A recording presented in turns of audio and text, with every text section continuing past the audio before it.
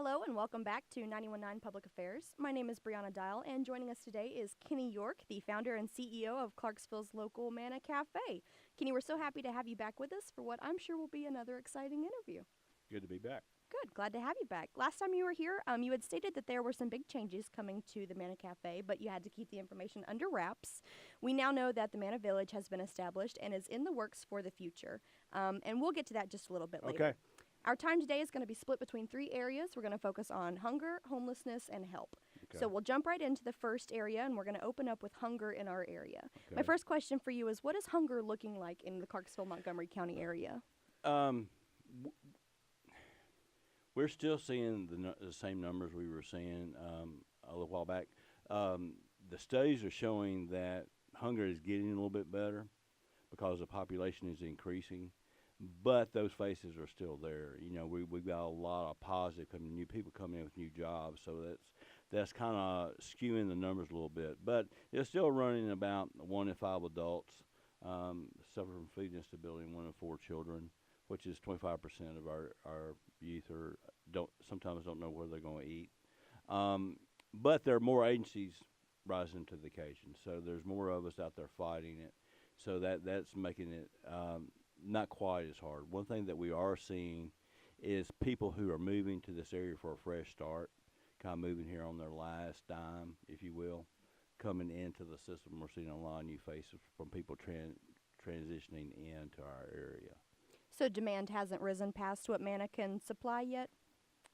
No, it hasn't. But we're constantly looking for new options, and one of the goals that we have now is not just to get food in our hands, but get healthier food in our hands. So we're going out and trying to rescue fresher produce and fresh produce and even going directly to the farmer. So that's part of the process of what we're going through is making that distance between the fresh food and our clients shorter.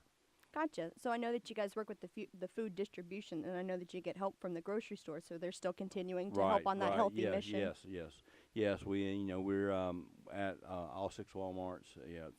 Through our relationship with Second Harvest, but we're at all 6 WalMarts. We're at 2 of the Publix. We're going to a Food Line, and we're starting to dabble a little bit with Kroger and some of the others. And we have some direct connection with some of the produce auctions up in Kentucky that surround the Amish community. So that fresh stuff is really what we're starting to really look for. That's great. With the cold months looming ahead, what are some things that Manna needs to combat hunger in the cold? In the cold, we've got. Of course, there's always a need. Some things we're doing a little bit different. One thing that we do every year is we partner with a church. This time it's New Providence United Methodist Church, where we'll be doing warming centers. So if it gets down to 32 degrees or below for 24 hours, we'll open up that center for people to come inside and sleep. And, of course, we'll be fighting hunger, feeding them as well.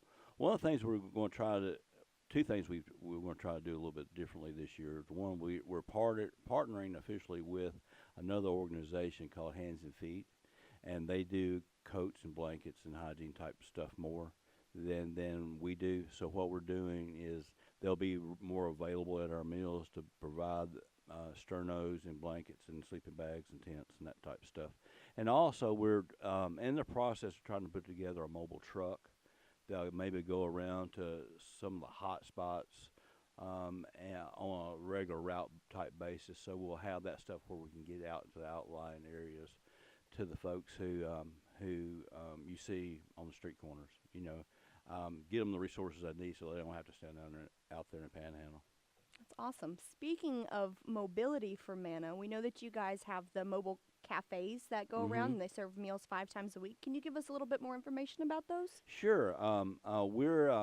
We like you said, we do 5 meals a week. Our first meal on Tuesday night is in New Providence, right in front of Burns Darden School, either in the parking lot there or inside Liberty Church right there. We're there on Tuesday nights. We serve about 5 o'clock. Wednesday nights, we're right behind us here in Lincoln Homes. Actually, we're outside there on the playground. Thursday nights we're at Christ the Healer Church on Paradise Hill Road. That location used to be we call the library location. It's still very close, but in the wintertime we go inside so that that church opens its doors to us. And then Saturdays we're at both the Liberty Church and Christ the Healer Church location at the same time. So are there any qualifications to what people need to have to be served? Do they need to bring anything? No, ma'am. They come in and say they're hungry. They get a plate. In fact, we even encourage our volunteers to eat because the whole idea behind Manna Cafe, the reason we put the cafe there is we want people to think of it more as a community meal, or we've sometimes in the past we've had the reputation of coming and eating our meals like going to grandma's house and eat, and we like that reputation. But the idea is we like for the ones who's serving to eat with our guests because that way it makes it feel more like a community. It's not us and them. That puts us all in the same bucket. Makes it cohesive, brings everyone together. Right. Makes it more comfortable, too. I'm sure it provides a more comfortable atmosphere. And I tell the volunteers, part of your job as volunteering is to eat with our guests. That's very awesome. Very cool. So now that we've talked about hunger, we're going to move into our next section of homelessness. I know that earlier this year, Mayor McMillan and the United Way came together to initiate the campaign, Real Change, Not Spare Change. Mm-hmm. Can you tell us how effective that may have been in our community? We haven't seen a lot of effect on that yet. That's one of the reasons why we're looking at launching that truck as a response to that. We're one of the 3 agencies that would be receiving the funds. So far, we haven't received any. While we're on that subject, let me just state that that's the hot topic right now is people standing on the street corner, and be honest with you, I don't know which ones are legit and which ones aren't, but they're out there for a need.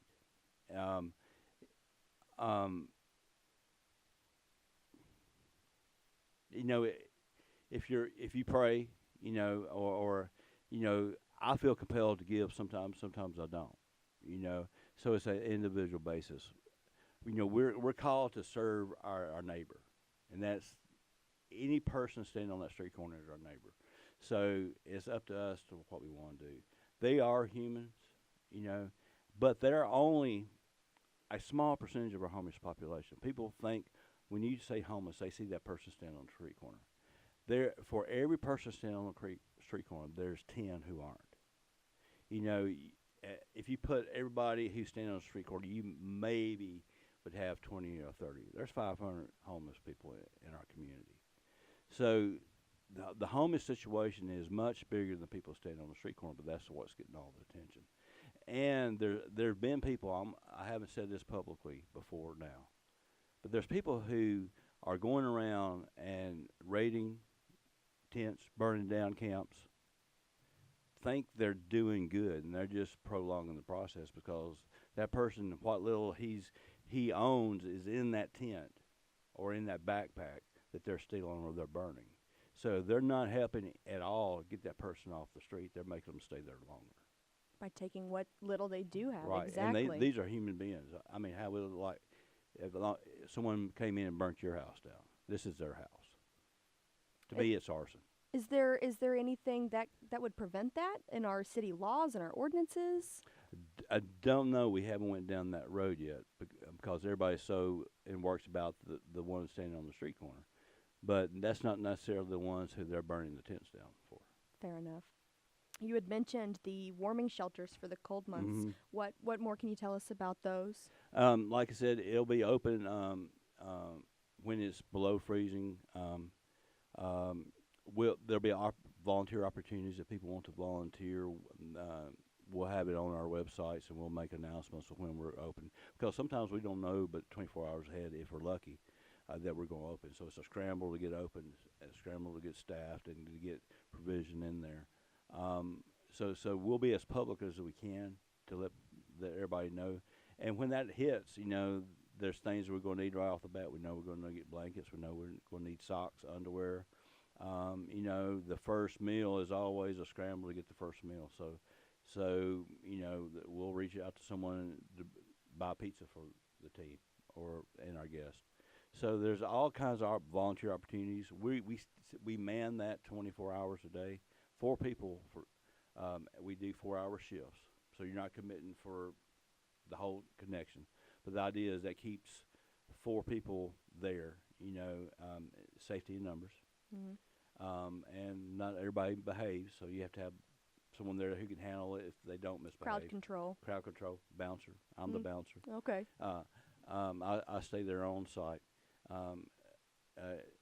Even 90% of the time I'm there.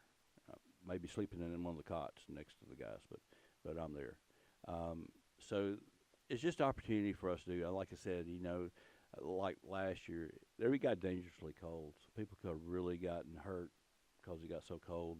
And we had people, funny thing last year, people think that our homeless population is lazy. Last year we had several people staying at our warming center. Some, like I talked about, had just moved in, thinking to get a fresh start. Something fell through, and they were living in the car or living in a hotel room, and this gave them an opportunity to save a little bit versus living in a hotel room.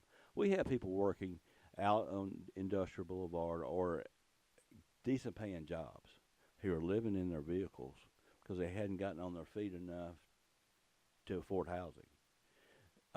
Not just our homeless population is not just because they're lazy. A lot of times they just haven't gotten to the point where they can help it, or they're a single mom who had to flight, had to run for their life or whatever. So I just wish we would judge less about those people who are having to live outside. Right. It's not always laziness, like you said. People really have to take into consideration that our economy isn't helping anyone anyway. Right. Especially the people trying to get on their feet. Right. And we have, there are jobs becoming available, but it's a trickle down. You look at your hand cook where you have your high paying jobs. Some of these people don't qualify for those jobs, or they have to go through training, or they have to get hired. In order to get it hired, you have to have a phone. You have to be able to take a shower. You have to have transportation to get to that job. And that's just a few of the things that keeps people out of the higher paying jobs. And even working the lower paying jobs. Someone did a study a few years ago, and a single parent making minimum wage would have to work 3 full-time jobs in order to pay the bills and pay rent in a normal environment in Clarksville. Do you have any idea how we as a community can help that? I don't.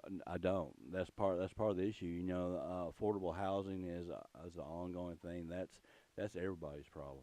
From landlords to our city government to us. Finding those places and understanding that there's a reason. It's not just. I think I'm not pointing fingers here. What I'm trying to do is say, hey, there's a lot of reasons why people are homeless, and why people don't have a roof over their head. So for those who may be listening, could you, before we move off of the homeless topic, would you be able to reiterate the locations of the warming shelters for the cold months coming up? Our warming center is on New Providence Boulevard. It's New Providence. I'm sorry, I can't talk all of a sudden.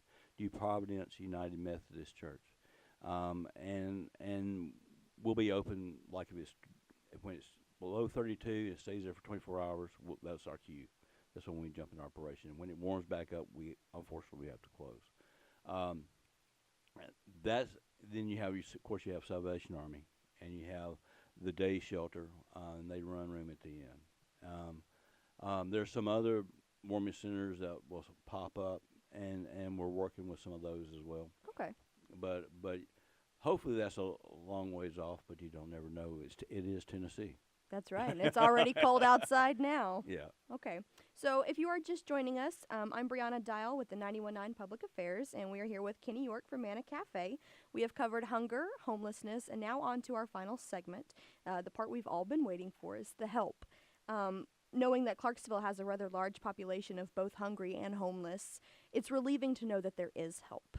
Right. So we mentioned earlier about the Manna Village and the work that's going on with the new location and the new opportunity for the Manna Cafe. Can you tell us some more about that? Yeah. Well, we've purchased property in New Providence at 605 New Providence Boulevard. It was formerly the Schrecker Moving and Storage Company. It's actually 4 buildings, 44,000 square foot. We're in the process of renovating. We're renovating start the building process on the first phase by around 1st of December. So early spring we should be open. That'll be our community center. We'll have our meals there. We'll have a kitchen there. We'll have some job fairs there. Everything you can think of that we would do at a community center, we'll have there, as well as a Saturday night church service. One thing, the transportation in our community is it's not what it could be. And like, for instance, there's no buses that run on Sunday. So if someone wanted to go to church on Sunday and they didn't have a car, oh well. So this is where kind of that opportunity would be there. And that'll be kind of our hub to start there. Then we'll build out the rest of it. It's going to be about two and a half year project to get completely done. We're hoping the end of 2020 we'll be completely moved over there, and have our whole operation there, with the Manna House, food distribution, our health clinic, the whole deal. What we're really excited about is when we're completely moved over there is we'll have enough space that we can bring other agencies in with us, that they can house, and that we'll be able to expand our clinic, of course, but we'll have offices and working space available for caseworkers. We'll have for youth services, for job placement services. We'll have opportunities for caseworkers. Stuff like that we haven't had the room to do.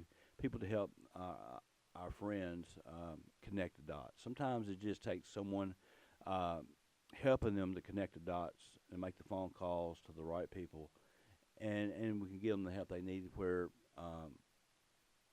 so we get the help when they, because a lot of the people we serve, we've talked a lot about homeless today, but a lot of the people we serve, in fact, over 80% of the people we serve are in houses, or have a roof over their head. They may be staying with grandma or mom and dad, but they have a roof over their head, and they're needing help just to make ends meet. People who are working, again, single moms who need extra help with food so they can pay the utility bills. So that being able to offer those services to those folks and help them connect the dots to prevent them being on the streets. It's a lot easier to prevent someone from being on the streets than after they're on the streets to get them back in a house. Right. So we're really excited about getting those everything all under one space. We're calling it the Manna Village, and the idea is, we've all heard it takes more than one person to raise a child. It takes a village. Oh yeah. Well, those of us who work with those in need know that it takes more than just one agency to restore someone. It takes a village of agencies working together to make that happen, and we're really excited about the future. So having everyone in just one central location is yeah. going to make it more user-friendly, so to Oh, speak. yeah, one-stop shop, kind of that kind of idea. But, think about it. If someone comes to Manna 2 years from now to get a food box, and, they may have a job interview tomorrow, or hey, there's a job listing on the bulletin board. They can go in the next office, check out this job, and they need clothes for the interview. Oh, wait a minute, they have a clothing closet. We can go over there and get clothing. Or I need a haircut. We can go get a haircut. Or, maybe they have an addiction. They can go to Celebrate Recovery. There's all this stuff that we can help all right there. It just makes it a lot easier. And one of the things too, transportation is a hard part if you're on fixed income or you don't have transportation or relying on the bus. So having that in there will make things happen a lot faster. Right now, agencies work together, and we refer, but still sometimes they have to go across town to get that assistance. If they're all in one location, then it'd be a lot easier and a lot more efficient to get that assistance.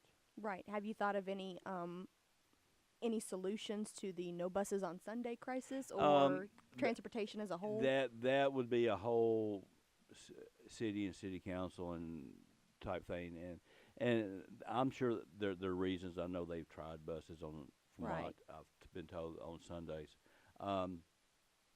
It's just our way of addressing it. Again, that wasn't me throwing rocks at anybody. It was just me stating the fact that this is a need. Right. The ones who are stuck where they are, don't know what those answers are. Okay. So will you one more time tell us exactly where Manna Village is located? Manna Village is located at 605 New Providence Boulevard, and we'll have all kinds of volunteer opportunities. And if you're a contractor or want to get involved, painter or whatever, there'll be plenty of work for everybody. I want to reemphasize, though, that we will be still at our location at 1319 Franklin Street. Oh, that was my next question. At least for a year and a half, sometime 2020. So if you're getting a food box, or then that's not going to change for a while. So someone will hear this, and they'll call us and say, "Now where do we go get food now?" So keep going exactly where you're going, Okay. and we'll let you know when it's time to shift. Okay. Are you going to keep the property, or are you going to No, sell ma'am. it? We're leasing that property. Okay. And we love our landlord, so it's not a thing of that at all. It's just we were actually in two locations. We had a warehouse and office in one place, and distribution in another. And this host came from us trying to get everything under one roof. And in the process of doing that, we found this property that we could purchase. We still have a lot of money to raise, so if anybody wins the lottery, it's MannaCafeMinistries.com. We have about $1.5 million to raise for all this to happen. So I'm dreaming big here. Can they also visit mannavillage.com? Oh yes, they can. Okay. We've covered a lot of good ground today, and I just want to ask if there's something that we haven't covered that you feel passionately about that you'd like people to know, or any last-minute additions to our session here. Only thing I would say, we're in the giving season. With we're in November now. Wow. And I hear this all the time. Well, I was asked by this person. There's always someone asking. And I've been giving that a lot of thought. There is a lot of good organizations out there, and sometimes we as a nonprofit, we kind of feel like that panhandler on the side of the road, where we're constantly asking for money, but we have no choice. I just ask everybody to really consider where you're giving, and we all need your help. I say this a lot, that there's nonprofits every day that close their doors because they don't have funding. There is a big need, and there's some really good agencies. I feel like Manna has built a reputation that we're going to do what we say we would do with our money. But even if you don't give to Manna, give to somebody, because there's a lot of good agencies out there that really need your help, including us. Are you trying to push your name more than just local? Are there any plans or ideas of how you could spread the word about Manna? You're asking for inside trader information. Oh, pardon me. Well, I can say that we've started doing some mobile pantries down in Stewart County, and we're examining possibilities of going north a little bit across the state line. Okay. We're looking into that just because we have people coming from Kentucky down to get resources from us. Wow. So the hunger, honestly, the hunger is about 5% more across the state line than it is right now in Tennessee.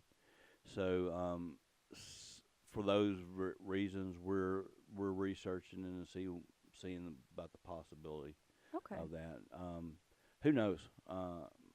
I was accused a long time ago of trying to feed as many people as much as I can, and I'm kind of guilty as charged. So it's no telling where I'm going. You should be proud of that. It's not a bad crime to be accused of. But it's no telling what I'll do to fill that need.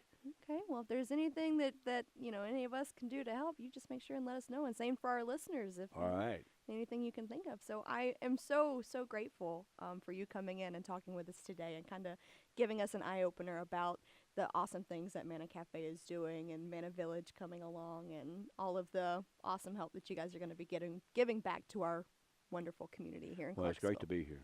Well, thank you very much. So for all you listeners out there, I'm Brianna Dial, 91.9 Public Affairs.